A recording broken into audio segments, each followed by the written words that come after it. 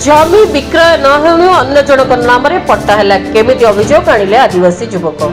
कोरापुट जिला सेमिलीगुड़ा तहसिल अंतर्गत पाकुझला ग्राम पंचायत बेहरागुड़ा ग्रामर श्री सुगाड़ी दासी पिता डंगू सुगाड़ी जमी बेनियम हड़प कर अभियोग आनी।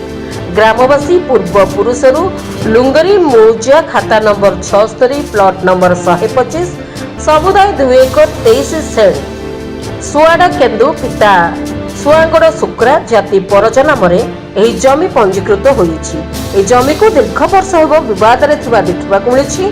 किछि दिन पूर्व उपजिलापाल निकट में जमी हड़प को नहीं अभियोग पत्र देते भित्ति कर जिला कार्यालय यार तदंत सेमिलीगुड़ा तहसिलदार को चिठी करिसेंती।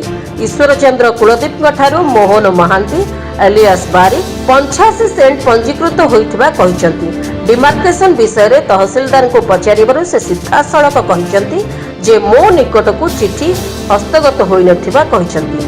पुणी आज दामनजोड़ी नालको छक ठारे जमी डिमार्केशन थिबा बेले बेहरागुड़ा ग्रामर लोके आमर जमी बोली कही इंचे जागा दिया जीवनी बोली जुक्ति करथिले।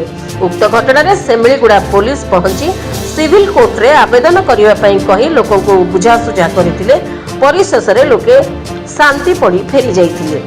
हेले एबे प्रश्नवाची सृष्टि होछि जे केते प्रकृत सत्यासत्य एहा पर तदंत करी उभय पक्ष सरकार रे डिमार्केशन करा जाऊ बोली जमी मालिक दाबी करिसेंती। Semiliguda Gopijani report PS news Bharat.